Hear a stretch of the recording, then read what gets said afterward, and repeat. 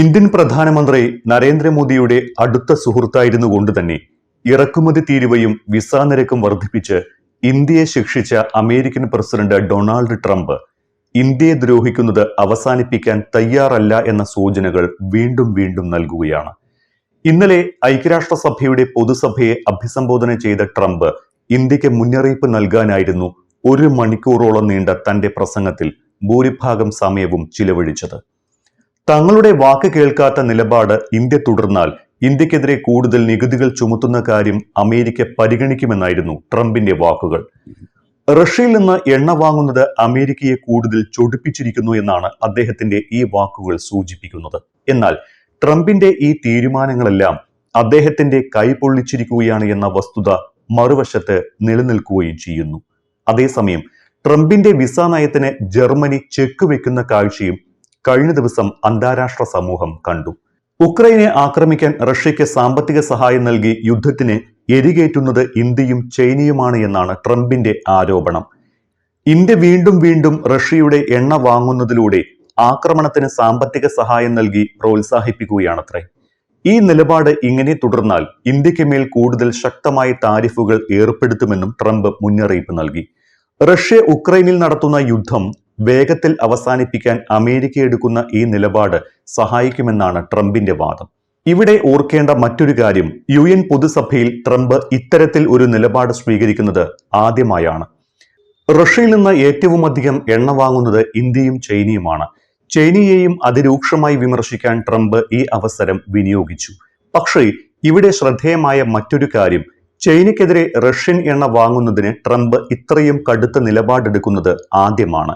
India ചൈനയുമായി കൈകോർത്തതിലുള്ള വിരോധവും ട്രംപിന്റെ ഈ മുന്നറിയിപ്പിന് കാരണമായിട്ടുണ്ടോ എന്നും പരിശോധിക്കണം. 2ാം തവണ അമേരിക്കയുടെ അധികാര കസേരയിലെത്തിയ ഡൊണാൾഡ് ട്രംപ് ഇന്ത്യയെ കൂടുതൽ ദ്രോഹിക്കുന്ന നിലപാടാണ് കൈക്കൊണ്ടുവരുന്നത്. ആദ്യം തന്നെ ഇന്ത്യൻ ഇറക്കുമതിക്ക് തീരുവ ഏർപ്പെടുത്തിക്കൊണ്ടായിരുന്നു ആദ്യത്തെ പ്രഹരം. തുടക്കത്തിൽ 25% തീരുവ ചുമത്തിയ ട്രംപ് അതിൽ തൃപ്തനാകാതെ പിന്നെയും 25% അധിക തീരുവ ചുമത്തി. അങ്ങനെ 50% തീരുവ ചുമത്തിയതോടെ ഇന്ത്യയിൽ നിന്ന് അമേരിക്കയിലേക്കുള്ള കയറ്റുമതി വാണിജ്യം വലിയ രീതിയിൽ തിരിച്ചടി നേരിട്ടു. ഭീമമായ നഷ്ടങ്ങൾ പല മേഖലകളിലും നേരിട്ടതോടെ ഇന്ത്യ പ്രതിരോധത്തിലായി. മറ്റു വിദേശ രാഷ്ട്രങ്ങളിലടക്കം വിപണി കണ്ടെത്തി ഈ തീരുവഭൂതത്തിൽ നിന്ന് കരകയറാൻ ശ്രമങ്ങൾ നടത്തിവരുമ്പോഴായിരുന്നു അടുത്ത പ്രഹരം. വൈദഗ്ധ്യമുള്ള ഇന്ത്യൻ തൊഴിലാളികൾ ഏറെ ആശ്രയിക്കുന്ന H1B വിസയ്ക്കുള്ള നിരക്ക് ഒറ്റയടിക്ക് 10 മടങ്ങ് വർദ്ധിപ്പിച്ചുകൊണ്ട് ട്രംപ് ഇന്ത്യക്കാരുടെ സ്വപ്നങ്ങൾക്ക് മേൽ ആശങ്കയുടെ തീ കോരിയിട്ടു. ഇപ്പോഴിതാ ഇനിയും നിങ്ങളെ തീരുവ ചുമത്തി ദ്രോഹിക്കുമെന്ന് വീണ്ടും പറയുന്നു. പക്ഷേ ട്രംപിന്റെ ഈ നയങ്ങളെല്ലാം അദ്ദേഹത്തിന്റെ തന്നെ കൈ പൊള്ളിക്കുന്ന അവസ്ഥ ഉണ്ടാക്കിയെന്നത് അതിനുശേഷം നടന്ന സംഭവങ്ങൾ തെളിയിക്കുന്നു. തീരുവഭൂതത്തെ തുറന്നുവിട്ട ട്രംപിന് US ഫെഡറൽ കോടതിയിൽ നിന്ന് തന്നെ കണക്കിന് കിട്ടിയിരുന്നു. പ്രസിഡന്റ് സ്ഥാനത്തിരിക്കുന്ന ഒരാൾക്ക് യോജിച്ച നടപടിയല്ല ഇതൊന്നും എന്ന തരത്തിലുള്ള വിമർശനങ്ങൾ വരെ ട്രംപ് നേരിടേണ്ടി വന്നു. തീരുവ ചുമത്തിയത് പിൻവലിക്കണമെന്ന് വരെ കോടതി ട്രംപിനോട് ആവശ്യപ്പെട്ടു. എന്നിട്ടും വഴങ്ങാൻ ട്രംപ് തയ്യാറായില്ല എന്നത് മറ്റൊരു വസ്തുത. തീരുവ പിൻവലിക്കുന്നത് അമേരിക്കയുടെ സാമ്പത്തിക സ്ഥിരതയെ ബാധിക്കുമെന്നതടക്കം പറഞ്ഞ് കോടതിയെ വിമർശിക്കാനാണ് ട്രംപ് അപ്പോഴും സമയം കണ്ടെത്തിയത്. ഇപ്പോൾ H1B വിസ നിരക്ക് പരിഷ്കരണവും ട്രംപിനെ തിരിച്ചടിക്കുകയാണോ എന്ന സംശയം ഉയരുകയാണ്. വിസ നിരക്കിൽ ട്രംപിന് ആദ്യത്തെ ചെക്ക് വെച്ചത് ജർമ്മനിയായിരുന്നു. H1B വിസ നിരക്ക് വർദ്ധിപ്പിച്ച US-ന്റെ തീരുമാനത്തിൽ വിറച്ചു നിൽക്കുന്ന ഇന്ത്യക്കാർക്ക് മുന്നിലേക്ക് ജർമ്മനിയിലെ തൊഴിലവസരങ്ങളെക്കുറിച്ച് പറഞ്ഞ് ഇന്ത്യക്കാരെ ജർമ്മനിയിലേക്ക് സ്വാഗതം ചെയ്യുകയാണ് ജർമ്മനി.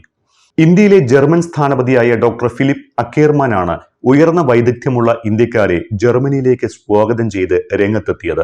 സ്ഥിരതയാർന്ന കുടിയേറ്റ നയങ്ങൾ, IT, മാനേജ്മെന്റ്, സയൻസ്, ടെക് മേഖലകളിൽ വൈദഗ്ധ്യമുള്ള ഇന്ത്യക്കാർക്കുള്ള തൊഴിലവസരങ്ങൾ എന്നിവയാൽ ജർമ്മനി സമ്പന്നമാണ് എന്നും വേറിട്ടു നിൽക്കുന്ന രാജ്യമാണ് എന്നുമാണ് ഡോക്ടർ ഫിലിപ്പിന്റെ വിശദീകരണം.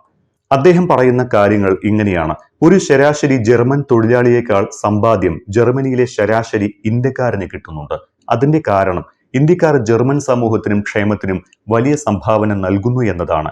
ജർമ്മനിയുടെ കുടിയേറ്റ നയത്തെ പറഞ്ഞുകൊണ്ടാണ് അദ്ദേഹം ട്രംപിനെ പരിഹസിച്ചത്. അദ്ദേഹം പറഞ്ഞത് ഇങ്ങനെയാണ്: ഞങ്ങളുടെ കുടിയേറ്റ നയം ഒരു ജർമ്മൻ കാറിനെ പോലെയാണ് പ്രവർത്തിക്കുന്നത്. അത് വിശ്വസനീയവും ആധുനികവുമാണ്. അത് അങ്ങോട്ടും ഇങ്ങോട്ടും തിരിയാതെ ഒരു നേർരേഖയിൽ പോകും. ഉയർന്ന വേഗത്തിൽ പോകുമ്പോൾ ബ്രേക്ക് ഇടേണ്ടി വരുമെന്ന ഭയം വേണ്ട. ഒരു രാത്രി കൊണ്ട് ഞങ്ങൾ ഞങ്ങളുടെ നിയമങ്ങൾ മാറ്റില്ല എന്നും ഫിലിപ്പ് പറഞ്ഞു. അതിനിടെ യുഎസിന്റെ വിസ പരിഷ്കരണത്തിന് ബദലായി ചൈന ഒരു കെ വിസയും അവതരിപ്പിച്ചു.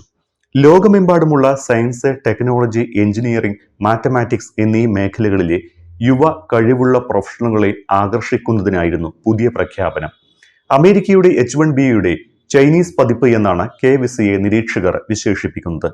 ചൈനയിലോ വിദേശത്തോ ഉള്ള അംഗീകൃത സർവകലാശാലകളിൽ നിന്നോ ഗവേഷണ സ്ഥാപനങ്ങളിൽ നിന്നോ സ്റ്റെം മേഖലകളിൽ ബിരുദമോ അതിനു മുകളിലോ നേടിയ വിദേശ യുവശാസ്ത്ര സാങ്കേതിക പ്രതിഭകൾക്കാണ് കെ വിസയ്ക്ക് അപേക്ഷിക്കാൻ അവസരം. അത്തരം സ്ഥാനങ്ങളിൽ അധ്യാപനത്തിലോ ഗവേഷണത്തിലോ ഏർപ്പെട്ടിരിക്കുന്ന യുവ പ്രൊഫഷണലുകൾക്കും കെ വിസയ്ക്ക് അപേക്ഷിക്കാമെന്നും ചൈന വ്യക്തമാക്കി. അതിനിടെ UK കൂടുതൽ പ്രതിഭകളെ ആകർഷിക്കുന്നതിന് വിസ ഫീസ് ഒഴിവാക്കാനുള്ള നടപടികൾ UK ആരംഭിച്ചിട്ടുണ്ട്. ഇങ്ങനെ വിസ നയത്തിൽ കൈപൊള്ളിയതോടെ വിസ നയത്തിൽ അമേരിക്ക മാറ്റം വരുത്താൻ തയ്യാറാകേണ്ടിയും വന്നു. നിലവിൽ വിസ അനുവദിക്കുന്ന ലോട്ടറി സമ്പ്രദായം നിർത്തലാക്കാനാണ് ആലോചിക്കുന്നത്. കൂടുതൽ വൈദഗ്ധ്യവും പരിചയസമ്പന്നരുമായവർക്ക് മുൻഗണന നൽകുന്ന വെയ്റ്റഡ് സെലക്ഷൻ രീതി ഉൾപ്പെടുത്തി ഇവരെ 4 തവണ വിസയ്ക്കായി പരിഗണിക്കും. അല്ലാത്തവരെ ഒറ്റത്തവണ മാത്രം പരിഗണിക്കുന്ന രീതിയിലാകും പുതിയ പരിഷ്കാരമെന്ന് വൈറ്റ് ഹൗസുമായി ബന്ധപ്പെട്ട സൂചനകൾ ലഭിച്ചിട്ടുണ്ട്. ഏറ്റവും ഉയർന്ന ശമ്പളമുള്ളവരെ 4 തവണ വിസയ്ക്കായി പരിഗണിക്കും. കുറഞ്ഞ വേതനമുള്ളവരെ 1 തവണയാകും പരിഗണിക്കുക. US വൻകിട ടെക് കമ്പനികളിൽ ഉണ്ടാകാനിടയുള്ള തൊഴിലാളി ക്ഷാമം കൂടി മുൻകൂട്ടി കണ്ടുകൊണ്ടായിരിക്കാം അമേരിക്കയുടെ ഈ യു ടേൺ എന്ന് വിദഗ്ധർ നിരീക്ഷിക്കുന്നു.